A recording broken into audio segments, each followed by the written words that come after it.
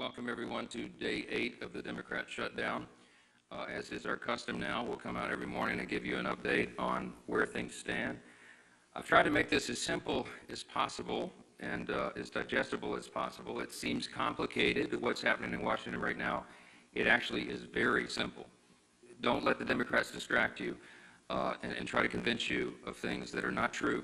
Yesterday, or a couple of days ago, Monday, I laid out 6 simple truths about how the Democrats shut down the government, why they did it, and why it is so important for them to come to their senses and turn the lights on.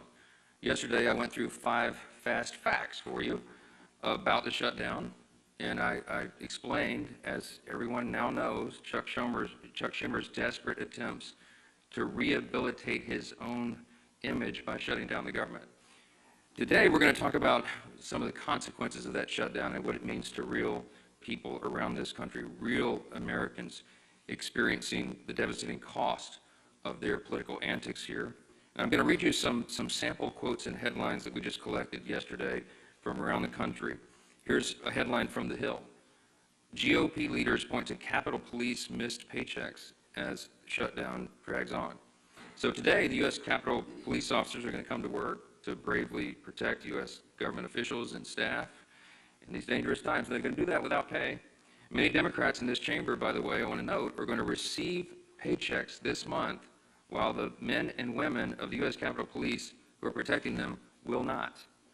Here's another headline from the New York Post. Aviation groups warn a government shutdown will delay aircraft safety inspections, maintenance work on critical equipment. While air traffic controllers are going to continue to serve in their posts, thankfully, critical safety inspections are going to stop, increasing risk for air travelers. That affects everybody.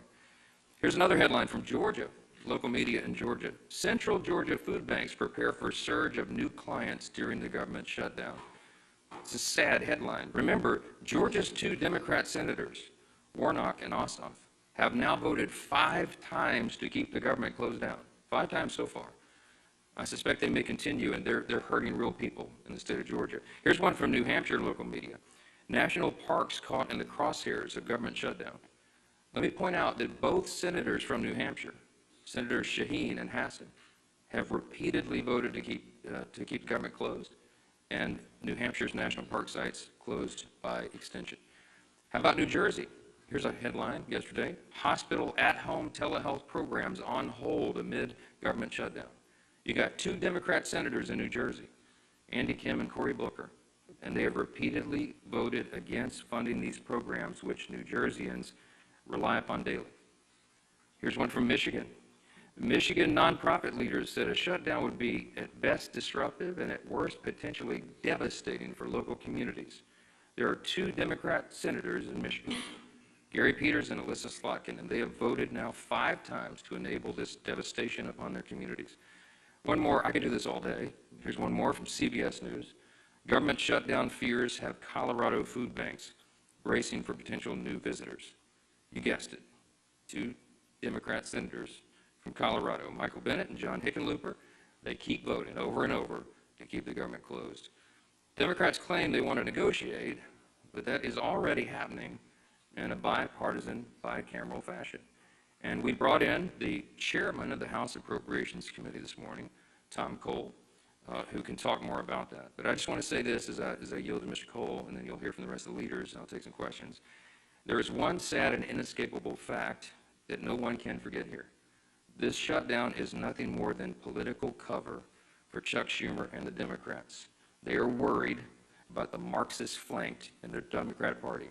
The Marxists are about to elect a mayor in New York City. That's Chuck Schumer's state. He's terrified that he's going to get a challenge from his far left. I've noted that Chuck Schumer is a very far left politician, but he's not far enough left for the communists, and they're coming for him. And so he has to put up his dukes and show a fight. So they picked a fight on something that's not even related at all to the shutdown and the funding that we should have gotten done by the end of September. We just need a stopgap measure to give us a little more time to get the job of Congress done. They refuse to do it because they're playing politics, and real Americans are paying the price for it. But let me introduce Chairman Cole, and he can tell you about some of these discussions that have been going on. Mr. Cole.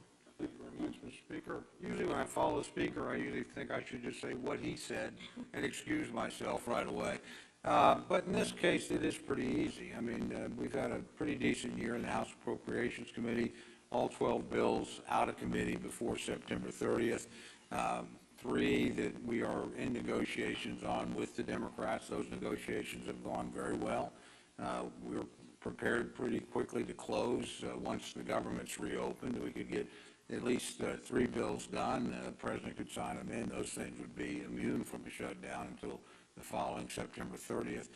Then we'd pick another group of 3 or 4 bills, and then we would do in cooperation with our Democratic colleagues and start working on that. So the process, honestly, was moving along pretty well.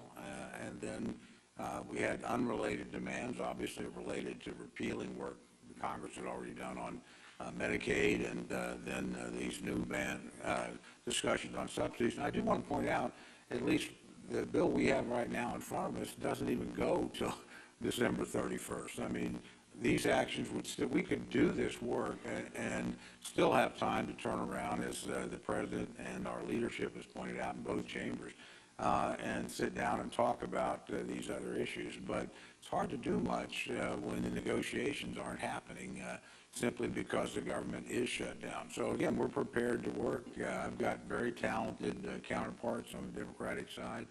They're good negotiators. We've negotiated a lot of labor issue bills together between Patty Murray, Rosa DeLore, and myself, and obviously Susan Collins is one of the best legislators in the building. So it's not like we're going to have a hard time, I think, finding common ground. But you do have to restore the government for that to happen.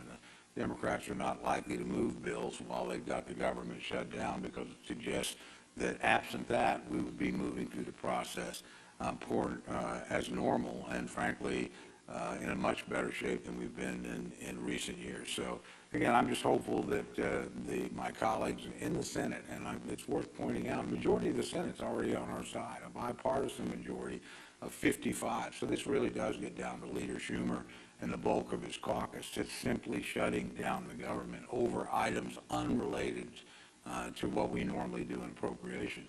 I've mentioned this to both the Speaker and the Leader because they make these decisions, but you know, we should not be handling Medicaid on my committee. We should not be handling the Obamacare subsidies simply because we don't have the expertise or the jurisdiction to do either one of those things. What we can do is move the bills through the process and make sure that every soldier is paid, make sure that every air traffic controller is paid, make sure that the American people don't lose any services. So we're prepared to do that.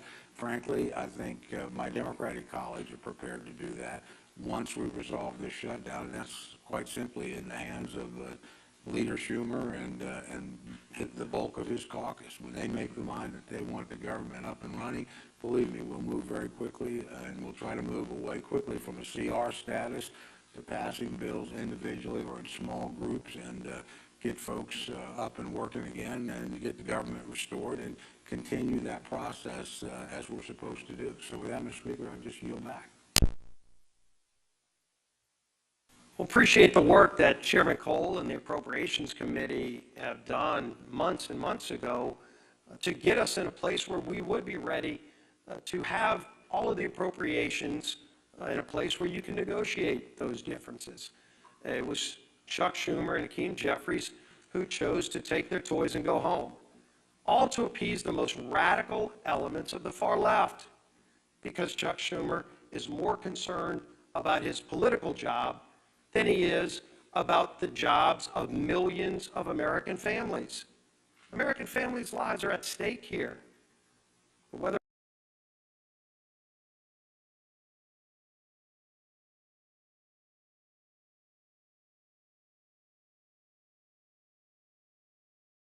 real lives of real people are being disrupted so that Chuck Schumer can show the far left Marxists in his party that he's having some kind of tantrum and fighting Donald Trump because he's afraid of the far left part of his political base.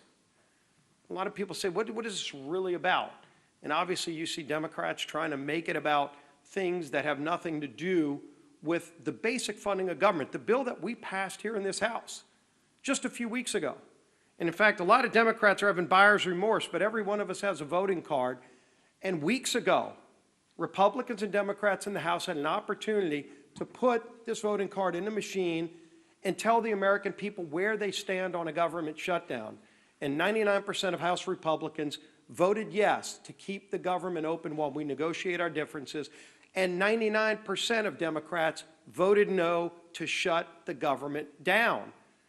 Some of them are having buyer's remorse, and I don't blame them. They're now realizing the dire consequences that their no vote caused to real families across America. Some of them are begging the Speaker, please bring us back in so they can get another shot at this. You don't get a do-over.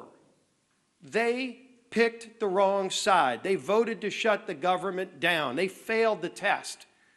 But the good news is they can get bailed out by the Senate. If they really want to solve these problems, if they really want to make sure our troops get paid, which, by the way, we voted for, they voted against, they can call their 2 Democrat senators who have 5 times voted to shut the government down and say, today's the day you can make amends. Today's the day you can open the government up. We only need 4 more votes. It's not a large number. 4 Democrat senators have come to their senses and said, yes, let's open up the government and not have this charade continue, but it takes 4 more because Chuck Schumer wants to have a tantrum. Let me tell you what another senator just said yesterday about why this shutdown is going on. He said, quote, this is a Democrat senator yesterday, the point of this shutdown is not just suffering for suffering's sake, but to make a point. So you even have Democrat senators admitting that they're imposing suffering on the American people, but they just want to make a point? My God, millions of lives are at stake. They know they're inflicting suffering on the American people so they can make some kind of point. If you want to have a tantrum, this is not the 3rd grade. This is the lives of American people. Real lives are at stake. Real careers and families. Will they be able to pay their house note come the 15th? That's at stake. The safety of our air traffic control system. So that some senator that wants to have a tantrum can make a point? I think the American people are getting sick of this charade that's going on. They know what the Democrats in the House did to shut the government down. But they also know that just 4 senators doing the right thing can turn this around and open the government back up again. And yes, we have big differences on a lot of things that we need to be negotiating on. All those bills that Chairman Cole and his appropriators sent out of committee, you can't have those negotiations while you're in a shutdown. And they know that. But they don't mind inflicting suffering on the American people because they want to make a point. I think the American people are going to start making points. People could pick up the phone and call their Democrat senator. We did a press call yesterday in the states of Georgia and Maryland, where all 4 senators there could literally end this today, but they've all been 5 times voting no on the bill to get the government back open. It was ironic. The Maryland delegation of Democrats held a press conference just days ago talking about how bad a shutdown will be for the state of Maryland. And they're right. The irony is they're the ones who voted to shut it down. Over 150 employees in the state of Maryland alone will be hurt, and their own Democrat delegation is saying how bad it's going to be, yet they're the ones who voted to inflict that, quote, suffering on the people of Maryland. This madness can end. This madness needs to end with sanity finally emerging. Bring some common sense in. And Chuck Schumer, if you can't do the right thing because you're so afraid of your political job, think about the jobs of millions of families out there who don't want to have that suffering inflicted on them. And let 4 other of your Senate Democrat colleagues do the right thing for you. Let's end this. Our whip. Tom Emmer.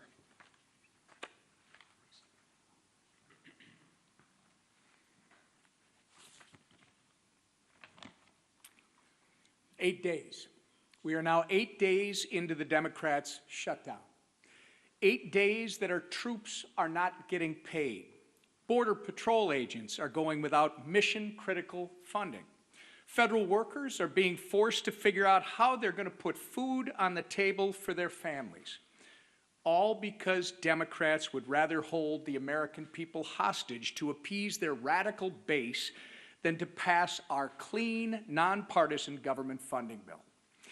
As of this morning, Senate Democrats have had 5 opportunities to get the government up and running again for the people they were elected to serve. And the vast majority of them have voted no every single time. Their obstruction is not only a slap in the face to hardworking Americans whose livelihoods are being put at risk due to the Democrats' shutdown, it's also a slap in the face to the constituents who fund their salaries with the expectation that they fulfill their basic constitutional responsibilities. In my hand, I have more than a dozen pages of organizations from across the country representing Americans from every end of the political spectrum, echoing the exact same message. And that message is that government shutdowns solves nothing and hurts everyone. So to our Democrat colleagues in the Senate, enough with the political grandstanding. Do the right and responsible thing by passing the House's clean CR immediately. Americans are already hurting. People's jobs are at stake. You can and must end the political games and reopen the government today. And with that, I turn it over to our conference chair, Lisa McClain.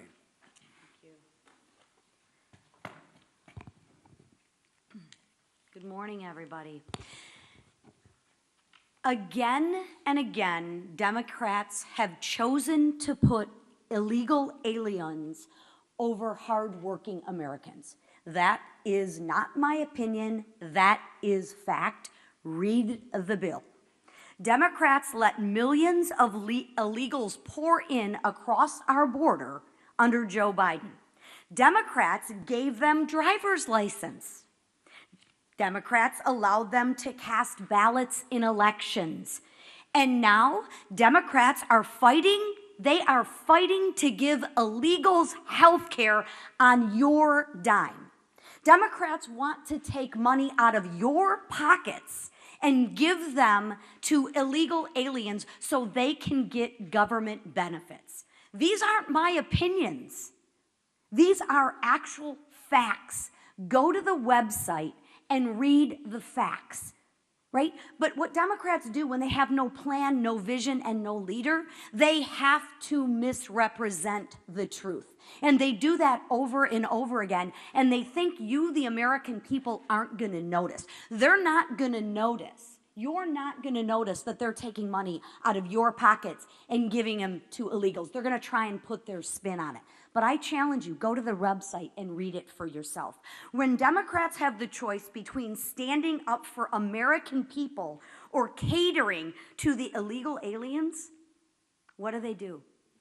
They choose illegals every single time and time again. And that's exactly what they're doing again in this government shutdown fight. Democrats are putting illegals above American citizens. So I ask the Democrats, how long will it take you to put Americans first in this funding fight? I ask our senators, Senator Peters and Slotkin, when are you going to put the American people first? The people that elected you to represent them. How many times will you vote against our troops? I ask Senator Peters and Senator Slotkin, how many times are you going to vote not to pay our troops? How many times will you vote against moms and babies who rely on WIC? Against flood insurance? How many times will you vote to put illegals first and Americans last? The answer to that question is as long as the radical base keeps calling the shots. My 2 senators are pandering to their radical base as well. Republicans, however, are actually putting Americans first every single day. And why? Because that's our job. That's our duty. And quite frankly, that is our responsibility. And I call on the Democrats, especially the 2 Democrats from my state, Senator Peters and Senator Slotkins, please put the American people who you represent first. Member we'll take a few questions. Yes, ma'am. Speaker Johnson, thank you. Do you agree that the mayor of Chicago and the governor of Illinois should be in prison? Should they be in prison? Should the mayor of Chicago and the governor of Illinois be in prison? I'm not the attorney general. I'm the Speaker of the House, and I'm trying to manage the chaos here. I'm not following the day-to-day on that. I do know that they've resisted the introduction of, or the offering of National Guard troops in Chicago, which is a terribly dangerous city and has been destroyed in the process of being destroyed under liberal Democrat governance and their terrible policies. I would just cite for you in response Exhibit A, which is the District of Columbia. All of you were able to walk safely into the Capitol today, and you can park your cars blocks away and walk back to your cars, and you're not in fear of having your purse snatched or your car being jacked or being assaulted. And why is that? Because President Trump had enough of it. He's a strong leader in the Oval Office, and he used the resources that were available to him, the National Guard, to bring order to the chaos. The Democrat mayor of the District of Columbia ultimately said, thank you so much for the reinforcements, and you're all enjoying the spoils of good policy and return to the rule of law. If we could do that in the other major cities in the country where they're having terrible crime crises, that should be seen as a positive, and I think most Americans see it that way. If you're a resident of Chicago or New Orleans or one of these other Democrat-run cities, you've had enough. You're tired of your family walking in fear and not being able to enjoy their lives, and if President Trump can use the resources and do it in a lawful manner to allow National Guard troops to help bring order and restore the rule of law, that is something that is wildly popular with the American people. Now, if you have elected officials in some of these states who are committed to their radical, soft-on-crime ideology and defunding the police and all the things the Democrat Party championed for the last several years, and they want to stand by that, we encourage them to do so. We'll see what the people think about it. Yes, sir. Back row. Speaker Johnson, a lot of the free health care for illegal aliens that you've been talking about is care provided in emergency rooms, which are required by federal law to care for anybody, even if they can't pay, even if they're not a citizen. Do you think that that law should be changed? No. You're talking about EMTALA, which has been part of the law for most of my life. Emergency care is provided without question to anyone who comes in. If you're hemorrhaging and you show up in an emergency room, you get treated. That's something we all support. That's a very good law. We're in favor of it. You're cherry picking a tiny subset of the issues. We put, and go to it's still on the website, speaker.gov, look at page 57, section 2141 of Chuck Schumer's counter-proposal CR that he filed. There's 6 categories of things that they would like to restore funding to, and it adds up to $192.8 billion, almost $200 billion of hardworking taxpayer funds that would go to support illegal aliens and other non-citizens. Now, with regard to EMTALA, are we saying change the law? No. But one of the things they're doing, and one of the things that Chuck Schumer is advocating for and has filed in the law and is using as a leverage point to keep the government shut down, is he literally wants to reimburse hospitals more money for treating illegal aliens than American citizens. Fact. Go look it up. Go look on the website. Don't take my word for it. We're not doing that. If you're a young, pregnant American citizen woman who shows up in an ER and you get treated and they pay the hospital less for treating you than some illegal rabble-rouser who came in from some, South American country to do us harm, that is wrong.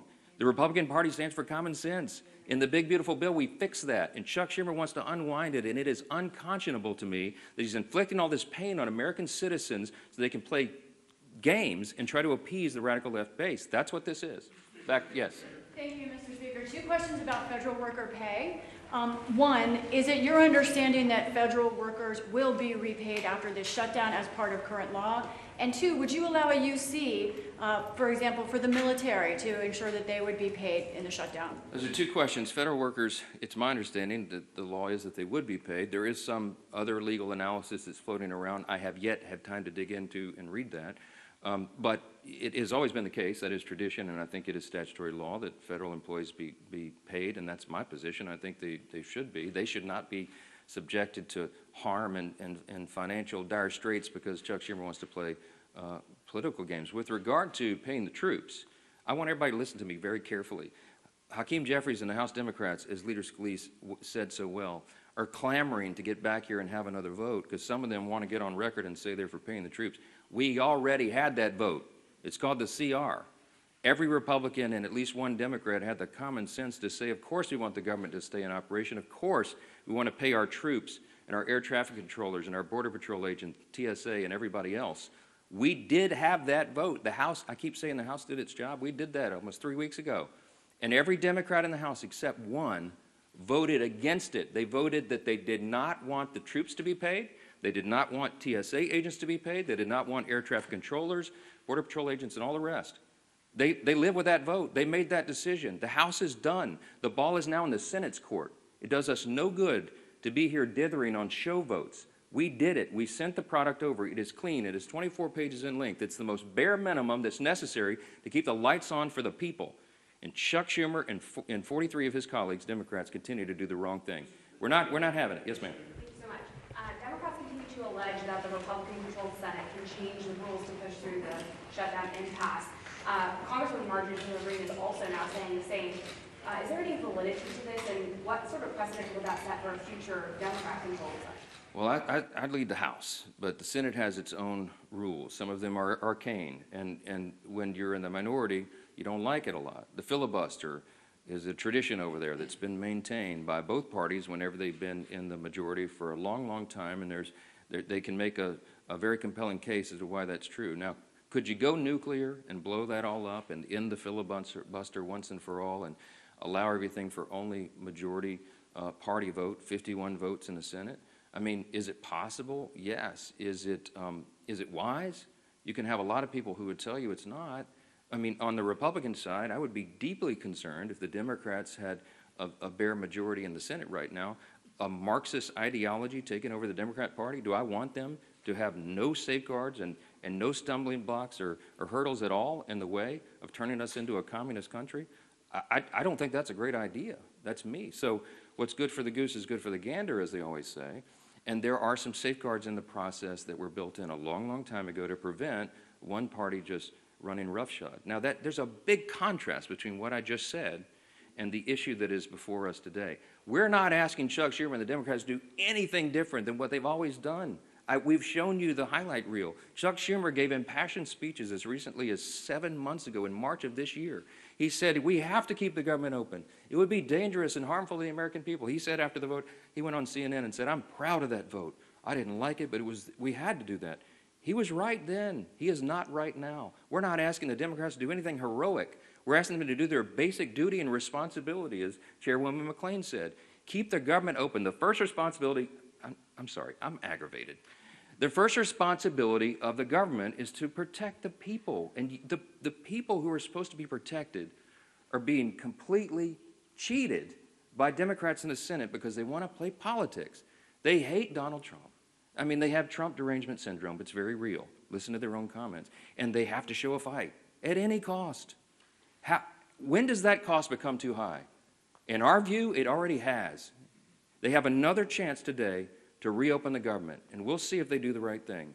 I pray that they do, because real people are being affected by the games here, and they're sick of it. Thanks so much. Thank you.